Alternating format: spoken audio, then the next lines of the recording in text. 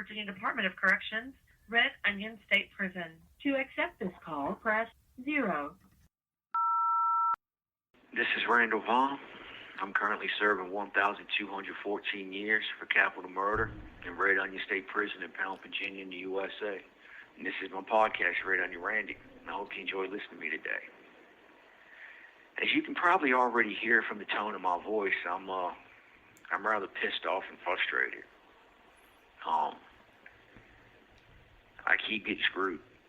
I mean, there's just no other way of saying it, you know, and they're just bending me over, screwing the hell out of me, and they ain't even got the courtesy to use Vaseline.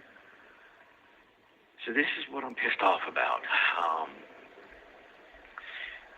Last year, June 15th of 2021, I got released from a level 6 down to a level 5. And even though I'm still at the exact same prison, I switched yards. See, you got, the way Red Onion is built, you got A and B building on the left side of the compound from when you drive in. Then in the middle of that, you've got the, the kitchen, the gym, and the school, and laundry, and, property, and so on and so forth.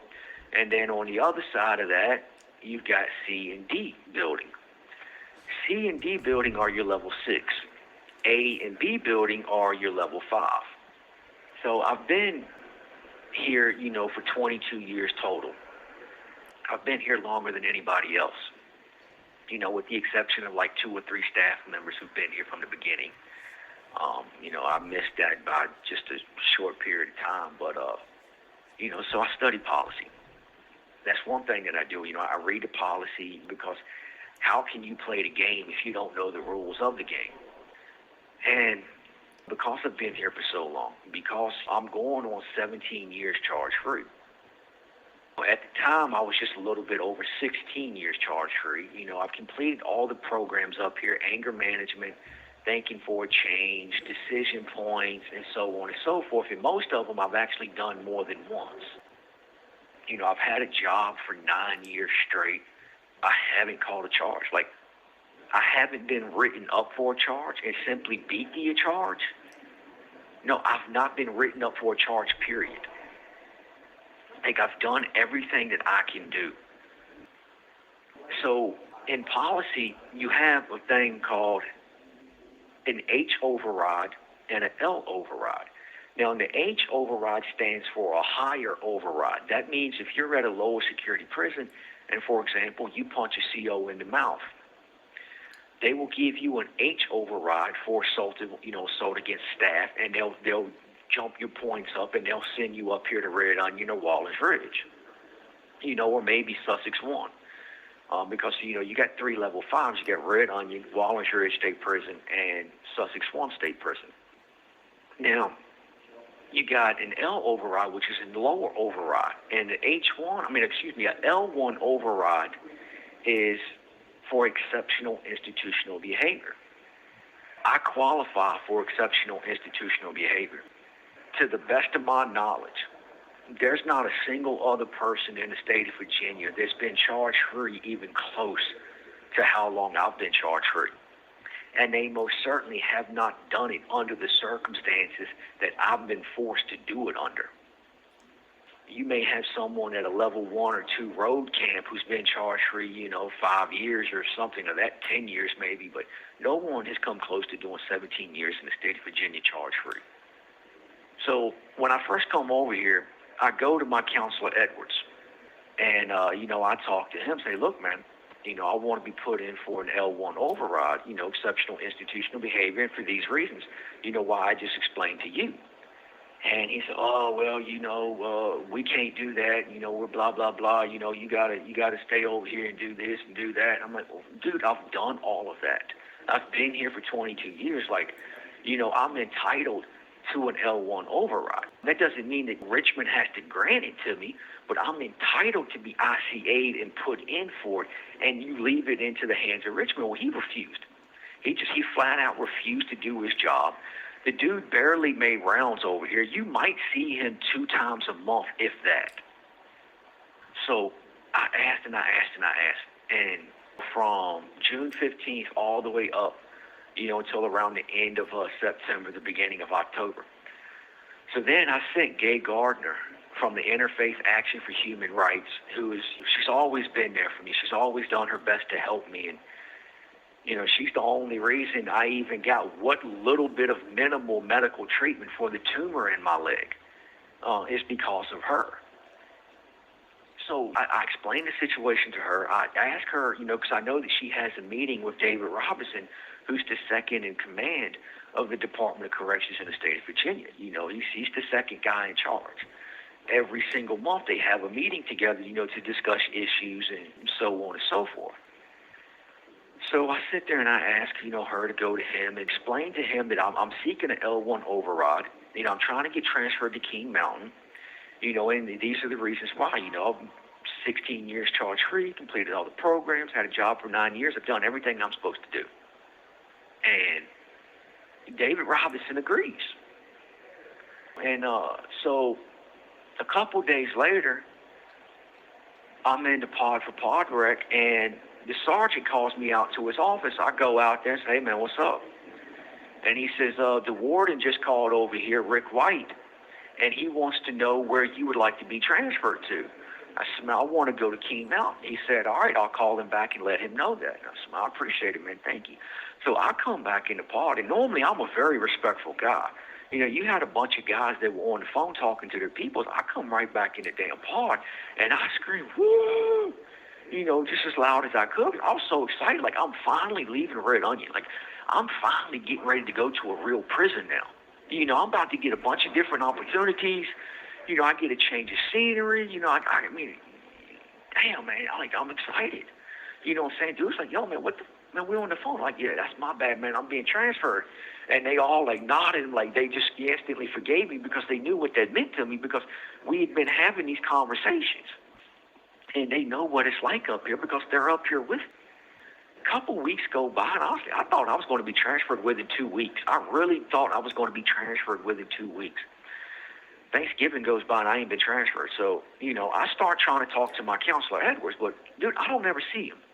So I actually get Counselor Freeman, who he's not even my counselor, but I see him more regularly than I do anybody else. So I asked him to go on the computer, and he went on the computer for me and looked. And he's like, dude, there's nothing in here on the computer about your transfer. I'm like, damn, man, all right, maybe, it's taking a little bit of time. He says, sometimes it does take time. I'm like, all right, I'll be patient. So I waited till the end of December, and I got Freeman to look again. Freeman was really cool. Like, I wish Freeman would have been my counselor, because if Freeman would have been my counselor, let me tell you something. He would have put me in for an L1 override and left it in Richmond's hand whether I got it or not. But guaranteed, I would at least got put in for it if Freeman would have been my counselor. So, man, freaking January, February, March goes by. Finally, I see Counselor Edwards while I'm outside on the rec yard for rec. And he's walking down the boulevard in between the fences. So I'm like, look, man, dude, this is the freaking deal. Go get on your computer and tell me what the hell is going on, man. So when I come back in that afternoon, we're out for pod rec, and he comes in because he actually has to bring paperwork to somebody else. And he calls me over to him, and he says, look, he said, man, I looked on the computer, and I finally got an answer why you haven't been transferred. You got shot down by Richmond saying that you have to be on a level 5 for 1 year before you can be transferred. Your year is up June 15th of 2022. He says, look, holler at me then, and I will put you in for a transfer. So I'm saying, all right, man, thank you. So I just, I let it go. I thought the dude was on the up and up. Lazy as hell, but I thought he was on the up and up. So I wait, but a month and a half before my June 15th is up, my 1 year is up, he goes to another pod, and we get a new counselor called Clevenger now. So that Clevenger is my counselor now. He's a really good guy. He's really cool to talk to, but you rarely ever see him. We just keep getting counselors that don't want to make ground. I mean, Clevenger's a decent counselor, but he's just, you fucking rarely ever see the dude. And Freeman is no longer a counselor because he got promoted. So I don't even have Freeman to fall back on anymore. we got another dude, and, he's only focused on his part, which I don't blame the man for that. I really don't. Like, he's doing the right thing there. But, Freeman was a little bit cooler. So, I wait, and June 15th goes by, but I don't know, man. Like, I don't really say anything on June 15th. I do talk to Clevenger about it and ask him, hey, look, man, so this, so on and so forth. And he was like, well, look, man, just kind of let me know what you want to do. And as October came around, which just a few days ago, a little over a week ago, I got to really thinking, because I got the news about my potential release next year if the governor and the House of Legislation actually passes and enacts the new law for, violent offenders and lifers to have a chance, to make early release. And I'm like, man, I really need to be at Lowlands for this. And because I can't get in touch with the council, I can't talk to him and everything, I'm like, what, let me just talk to Gabe. And so I send Gabe an email, and I explain the situation to her, and she writes me back and tells me, hey, yeah, that's not a problem. I actually have a meeting with David Robinson this week. I'll bring it up and talk to him then. So she does. And the very next day, I get an email from Gay Gardner that says, hey, David Robinson acknowledged that he owes us an answer on why you didn't get transferred last year. So I'm like, all right, sweet. You know what I'm saying? So the very next day, I write Gay Gardner an email thanking her, hey, thank you so much for championing me. Thank you for helping me and always being there for me and listening to me and everything. I really appreciate, what you're doing, not just for me, but for other guys in the state of Virginia, so on and so forth. So before I even get a chance to send that email to her, waiting to come out for pod rec, Counselor Edwards comes to the door, and he's freaking spitting mad. He literally stomped across the floor because I watched him walk to me. Because, I thought the CO was coming in to let us out for pod rec, but it was Counselor Edwards.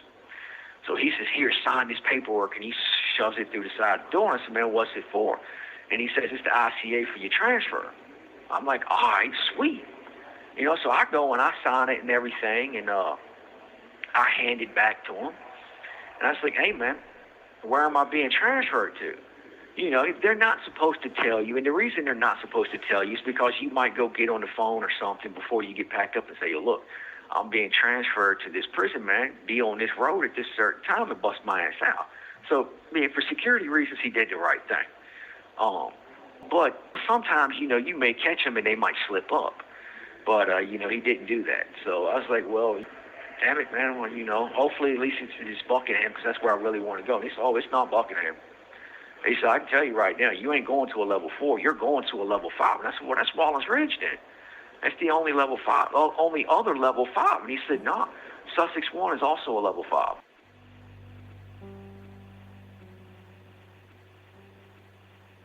So I'm being punished, basically, for asking for a transfer. That's the only thing it can be, because I wasn't asking for a transfer off of Red Onion to another Supermax prison. Why would I want to go to another Supermax prison? I have a job where I'm at. I have a single cell where I'm at. I have my own phone where I'm at. I get on the kiosk when I want to. I have to deal with a few knuckleheads and whatnot. I've had a few close calls, but I'm comfortable and I'm established.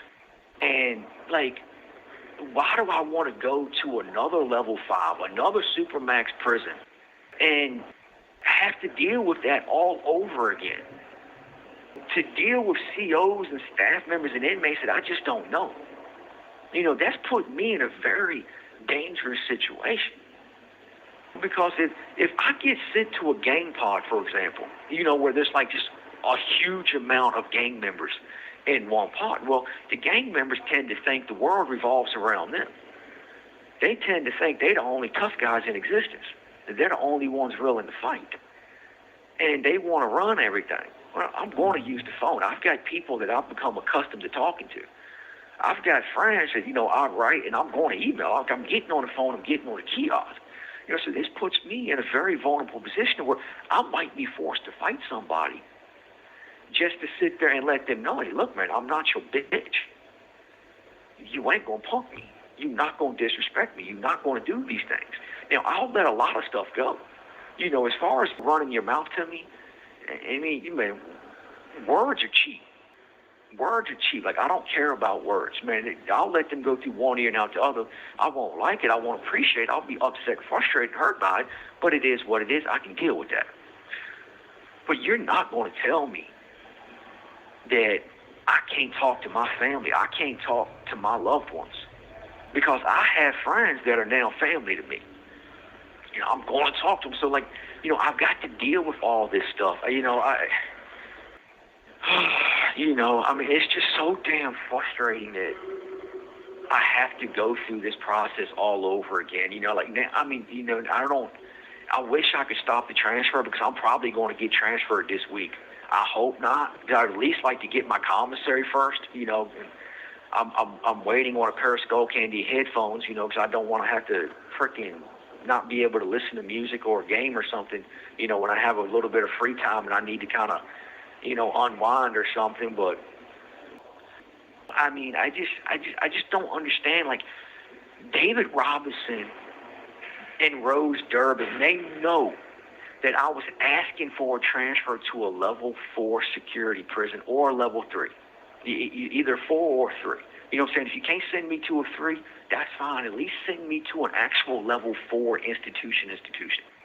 But no, they want to be cute. They want to transfer me to a level 5. That way they can tell Gay Gardner and Rabbi Chuck Feinberg from the Interfaith Action for Human Rights, well, hey, we gave y'all what y'all wanted. You know, we're cooperative people. Let's see, look at how much we care. You have 1 minute remaining. We transferred him, but yet they're not transferring me at all. You know, now I really, really run the risk of screwing up a possible release from prison next year. But this has been Red Onion Randy. I thank y'all for listening to me and letting me get it off my chest a little bit. For those of you who listen to me on Apple Podcasts, I would appreciate it if you would review me and rate me, preferably 5 stars, but I'll take whatever you think I'm worth. Take care. Stay safe.